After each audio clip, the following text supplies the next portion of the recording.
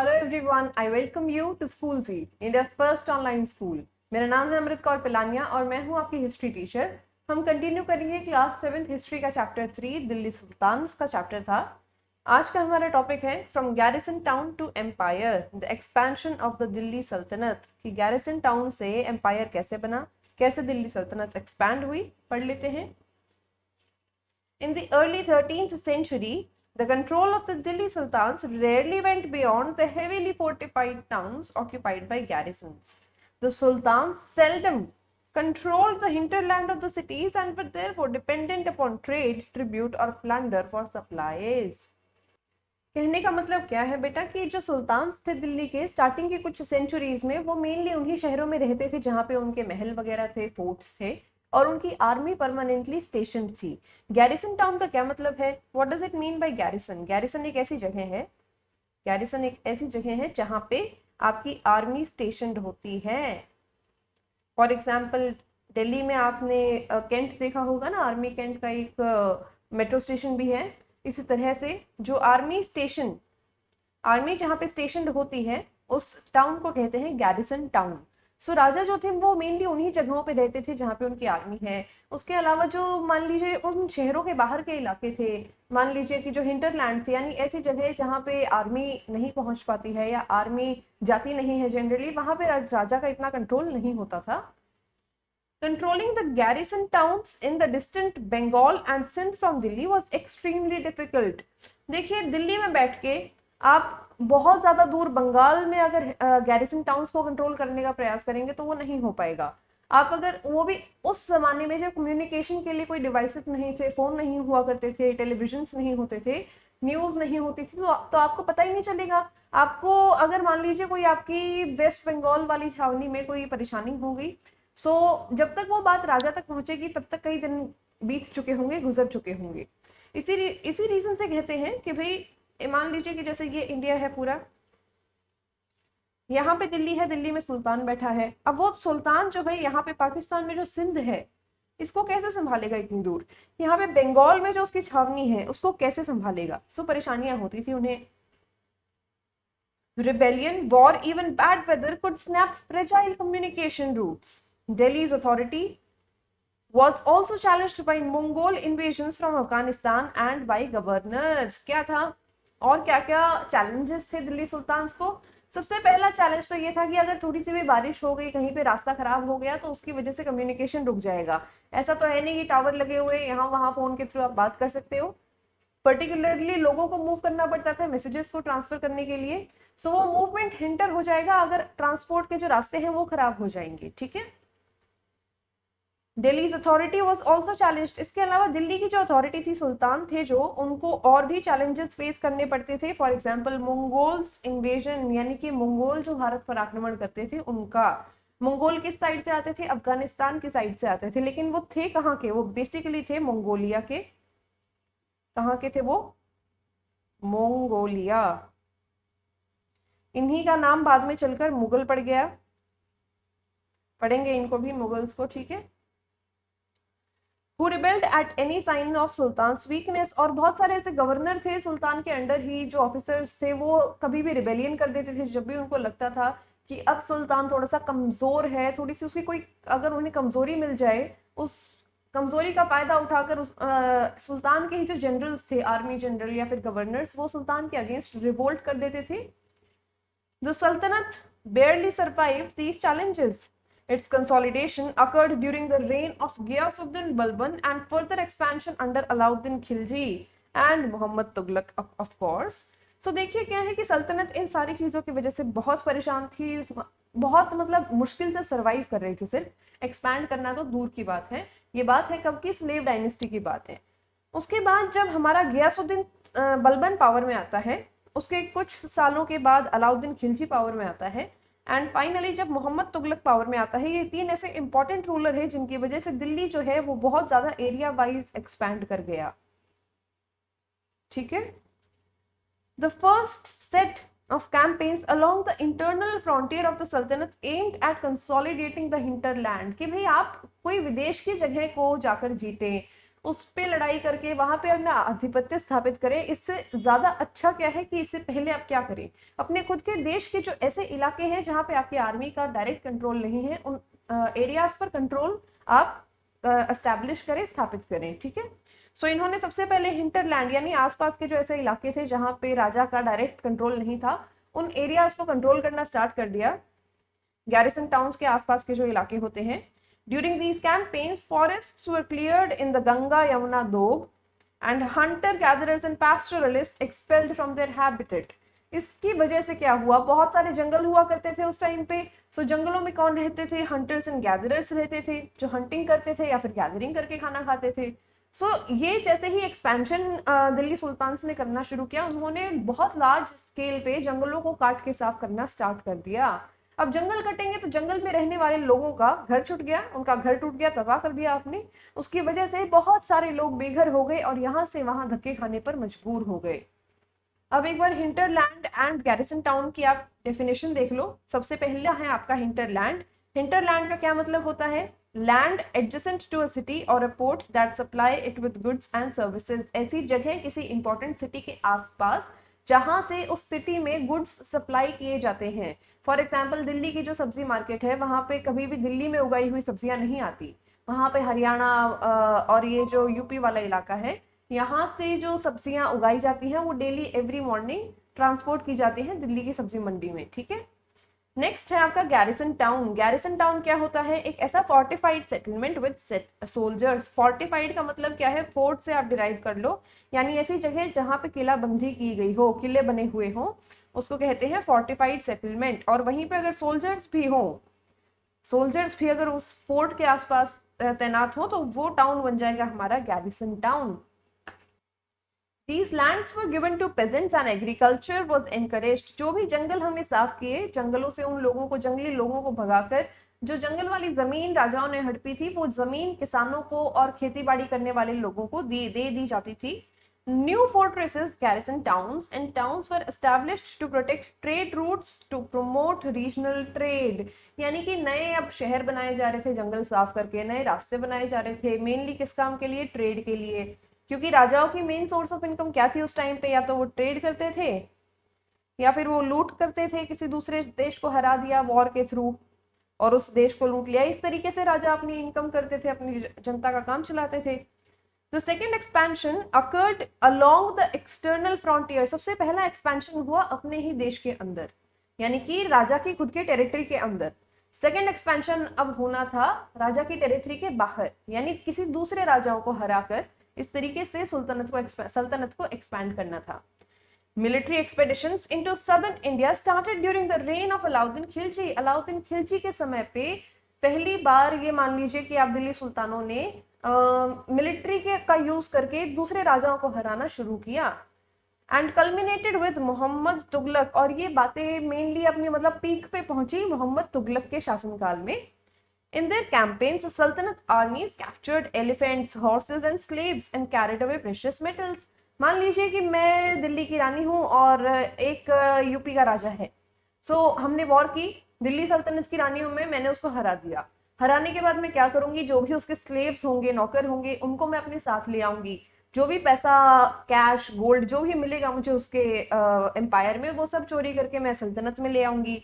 इसके अलावा precious metals, वही सोना चांदी वगैरह, और उसकी आर्मी के जो एलिफेंट्स एंड हॉर्सेस हैं, हाथी घोड़े जो हैं, वो भी मैं अपनी आर्मी में ऐड कर लूंगी। By the end of Muhammad Tughlaq's reign, 150 years after somewhat humble beginnings, the armies of the Delhi Sultanate had marched across a large part of the subcontinent।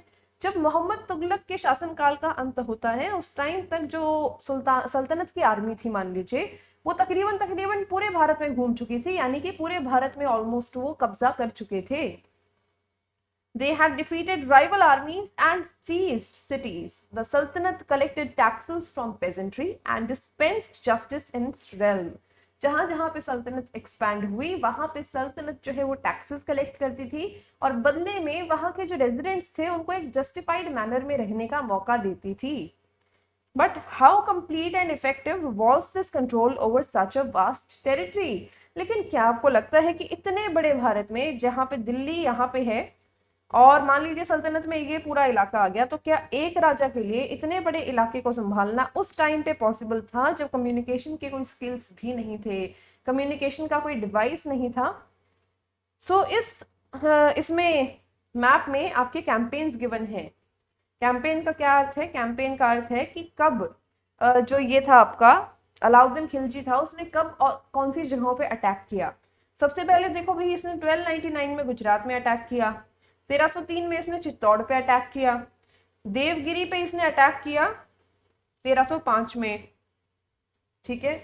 उसी टाइम पे इसने मांडू पे भी अटैक किया, रणथंबोर पे इसने अटैक किया 1301 में। ये सारी चीजें बस आप एक बार आंखों में से निकाल लो, इससे ज्यादा आपको मतलब रटने की जरूरत नहीं है, ठीक है। अब ये फिगर देख लेते हैं। ये फिगर क्या है? कुव्वत उल इस्लाम मॉस्क है ये, और मिनारत है यहाँ पे। ये जो मीनारे हैं इनकी बात चल रही है। ये कब बनाई गई थी? It was built during the last decade of 12th century, यानी 12वीं शताब्दी की तकरीबन लास्ट 10 सालों में ये मॉस्क बनाई गई थी। अब 12वीं शताब्दी या फिर 12th सेंचुरी से आप क्या समझते हैं? मैंने आपको बताया था 12th सेंचुरी का मतलब है 1200 से लेकर 1299 तक का जो टाइम पीरियड है ये, यानी ये जो मॉस्क है ये 1290 के बाद बनाई गई है, 1300 एडी से पहले। Okay, This was the congregational mosque of the first city built by the Delhi Sultans, described in the chronicles of Delhi एक हुना। देखिए ये है ना एक तरीके से सबसे पुरानी मॉस्क आप मान लीजिए, या फिर सबसे पहली ऐसी मॉस्क थी जो दिल्ली सुल्तानों ने अपने बसाए हुए शहर में बनाई थी। ऐसा हमें मेंशन दिल्ली एक हुना में मिलता है। The mosque was enlarged by Iltutmish and Alauddin Khilji. इस मॉस्क को size wise, area wise, technique wise expand किया गया था 2 राजाओं के द्वारा। सबसे पहला राजा कौन था? इल्तुतमिश। इल्तुतमिश की बेटी का नाम क्या था भाई? इल्तुतमिश की बेटी का नाम था रजिया सुल्तान। ओके, और दूसरा राजा था Alauddin Khilji. The minar was built by 2 sultans, Qutbuddin Aibak and Iltutmish. जो मीनारे हैं यहाँ पे, ये वाली जो बड़ी बड़ी मीनारें आपको दिख रही हैं, मैं आपको हाईलाइट करके बताती हूँ। देखिए ये जो दीवारें आपको दिख रही हैं, ये जो बिल्डिंग आपको दिख रही है, इसको कहते हैं मिनारत। सो ये किसके द्वारा बनाई गई थी? ये बनाई गई थी कुतुबुद्दीन ऐबक एंड इल्तुतमिश के द्वारा, ठीक है। मस्जिद की बात कर लेते हैं। A mosque is called a मस्जिद इन अरेबिक। अरेबिक भाषा में मॉस्क के लिए वर्ड जो है वो मस्जिद है। Literally a place where a Muslim prostrates in reverence to Allah, जहाँ पे जो मुसलमान लोग हैं वो अल्लाह को याद करते हैं। इन अ कॉन्ग्रीगेशनल मॉस्क, मस्जिद जामी और Jama Masjid, Muslims read there prayers, यानी कि नमाज पढ़ते हैं मुसलमान साथ में बैठकर।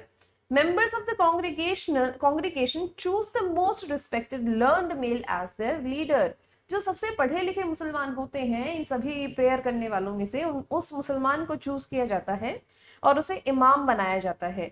For the rituals of prayers, prayer करने के लिए उसे सिलेक्ट किया जाता है। He also delivers the sermon, यानी खुतबा पढ़ते हैं वो फ्राइडे प्रेयर्स में। इनका कोई एक प्रोसीजर होता है, रिलीजियस प्रोसीजर है। ड्यूरिंग प्रेयर मुस्लिम स्टैंड फेसिंग मक्का। प्रेयर के टाइम पे दुनिया में कोई भी मुसलमान हो, वो हमेशा सऊदी में जो मक्का है, मक्का मदीना है, उसकी तरफ मुंह कर कर खड़े होते हैं। ये इंडिया में ये वेस्ट की तरफ है, क्योंकि मक्का वेस्ट की तरफ है, तो हमेशा हमेशा ही इंडिया में जो मुसलमान होंगे वो वेस्ट को फेस करके अपना जो नमाज है वो पढ़ते हैं। दिस इज कॉल्ड द किबला। इस चीज को कहते हैं किबला। वेस्ट की तरफ फेस करके नमाज पढ़ने को कहते हैं किबला। सो देखिए ये है आपकी क्या फिगर 3, बेगमपुरी मॉस्क है ये, जो मोहम्मद तुगलक के शासनकाल में बनाई गई थी। और ये मेन मॉस्क थी जहां पना की, जहां जिसको सैंक्चुरी ऑफ द वर्ल्ड भी कहा जाता है, ठीक है। आगे चलते हैं। The Delhi sultans built several mosque in city all over the subcontinent. बहुत सारे मॉस्क बनाए दिल्ली के सुल्तानों ने, पूरे देश में बनाए हैं अलग अलग जगहों पे। These demonstrated their claims to be protectors of Islam and Muslims। ये दर्शाते थे, मान लीजिए कि एक मुसलमान राजा ने दिल्ली पर कब्जा कर लिया, तो वो दिल्ली में क्या करेगा? अपनी एक मॉस्क बनवाएगा, भगवान के नाम के लिए एक मॉस्क बनवाएगा, ताकि वहां के जो मुसलमान निवासी हैं उनको एश्योरेंस मिले, उनको श्योरिटी मिले कि हाँ उनको प्रोटेक्ट करने के लिए एक राजा है। और ये जो राजा थे, मुसलमान राजा, ये खुद को इस्लाम का प्रोटेक्टर के तौर पे लोगों को दर्शाना चाहते थे। Mosques also helped to create the sense of community of believers, यानी कि विश्वास करने वाले जो लोग होते हैं इस्लाम में, जो सच्चे कहते हैं ना, सच्चे मुसलमान जो होते हैं, उनको एक साथ टाइम स्पेंड करने का, एक साथ भगवान की बातें करने का भी मौका मिलता था मॉस्क में। Who shared a belief system and a code of conduct, जो एक जैसा विश्वास करते थे, एक जैसे जीवन शैली में विश्वास रखते थे। It was necessary to reinforce this idea of a community because Muslims came from a variety of backgrounds। बहुत सारी अलग अलग वेराइटीज के मुस्लिम्स होते हैं। फॉर एग्जाम्पल आज के दिन ही आप देख लीजिए कितनी वेरिएशंस हैं। सुन्नी मुसलमान होते हैं, ठीक है, इसके अलावा शिया मुस्लिम्स होते हैं, इसके अलावा अहमदियाज होते हैं, ओके, इसके अलावा सूफिज्म वाला जो एक इस्लाम होता है वो होते हैं। सो कहने का मतलब ये है कि ये सब मानते हैं कि अल्लाह एक है, यानी कि गॉड इज वन, लेकिन अल्लाह के जो मैसेंजर्स हैं इनके हिसाब से वो अलग अलग हैं। वैसे तो ये सब प्रॉफिट मोहम्मद को अपना मैसेंजर मानते हैं, बट सुन्नी मुसलमान जो है वो स्ट्रिक्टली प्रॉफिट मोहम्मद के द्वारा जो बातें बताई गई हैं उनको फॉलो करते हैं। शियाज के साथ इनका कुछ कॉन्फ्लिक्ट है अली को लेकर। अली जो थे वो मोहम्मद प्रॉफिट के रिलेटिव थे। अहमदियाज जो है ये अलग ही लाइफस्टाइल फॉलो करते हैं, और सुन्नी मुस्लिम्स का मानना है कि अहमदियाज और जो ये सूफी मुस्लिम्स होते हैं इन्होंने बेसिकली इस्लाम को उस तरीके से फॉलो नहीं किया जैसे प्रॉफिट मोहम्मद इन्हें कहकर गए थे। बेसिकली इनका मानना है कि जो ये बाकी के मुस्लिम वेराइटीज हैं ये एक तरीके से मिक्सिंग है, और बाहर के कल्चर्स का इम्पैक्ट इन बाकी के सूफी इस्लाम पे एंड अहमदिया इस्लाम पर देखने को मिलता है। ठीक है, सो इस तरीके से इनमें आपस में काफी कॉन्फ्लिक्ट्स रहते हैं। ओके, ये देखो मौत की मस्जिद है, किसके रेन में यानी किसके शासनकाल में बनाई गई थी? सिकंदर लोदी के शासनकाल में बनाई गई थी, उनके मिनिस्टर्स के द्वारा। मौत की मस्जिद है ये। ओके, इसके अलावा ये मॉस्क ऑफ जमाली कबाली तकरीबन 1520, आज से 500-600 साल पहले बनाई गई थी। 1520 में बनी थी ये mosque of Jamali Kamali. Okay, Compare figures 2, 3, 4 and 5. What similarities and differences do you notice amongst the mosques? इन सभी मॉस्क्स में आपको क्या सिमिलैरिटी या डिफरेंस देखने को मिल रहा है? देखिए, सबसे पहली बात तो ये है कि ये जो तीनों ही मॉस्क हैं इन तीनों में दरवाजे का जो डिज़ाइन है, जो दरवाजे का डिज़ाइन है वो आपको एक जैसा देखने को मिलेगा। इसके अलावा ऊपर आपको मिलेंगे डोम्स, सभी में है, दरवाजों के डिज़ाइन एक से हैं एंड ऊपर डोम्स हैं। ओके, देखिए ये दरवाजों के डिजाइन हो गए और ये छोटे छोटे यहाँ पर साइड में डोम्स हैं। लेकिन डिफरेंस क्या है? डिफरेंस ये है कि क्योंकि ये वाला सबसे पुराना मॉस्क है, तो इन तीनों मॉस्क में से ये सबसे पुराना मॉस्क है, तो इसका जो आर्किटेक्चर है, इसमें जो इंजीनियरिंग यूज की गई है वो थोड़ी सी पुरानी है। ओके, थोड़ा सा इसके बाद कुछ टाइम के बाद ये वाली बनाई गई थी मॉस्क, तो इसका जो आर्किटेक्चर है, इसकी जो इंजीनियरिंग है वो थोड़ी सी एडवांस है। It is a little newer. Okay, थोड़ा सा और आगे चलते हैं, ये वाली जो मॉस्क है इसकी इंजीनियरिंग एंड आर्किटेक्चर थोड़ा सा और एडवांस है, थोड़ी सी और ज्यादा बारीकी से काम किया गया है। सो ये हमारा तीनों मॉस्क में सिमिलैरिटीज एंड डिफरेंसेस हमने डिस्कस कर लिए। अगला टॉपिक है हमारा अ क्लोजर लुक, जिसमें हम एडमिनिस्ट्रेशन, कंसोलिडेशन और खिलजीज और तुगलक्स के अंडर कैसे एडमिनिस्ट्रेशन चलता था, कैसे उनकी पावर जो है वो कंसोलिडेट होती थी, इन सारी चीज़ों का जिक्र हम नेक्स्ट क्लास में करेंगे। So this was all for this class. This class was presented to you by Schoolzy, India's first online school. मेरा नाम है अमृत कौर पिलानिया। हम मिलेंगे नेक्स्ट क्लास में, तब तक के लिए आप अपना ध्यान रखिए, कोरोना से बचे रहिए एंड पढ़ते रहिए। Take care, bye bye.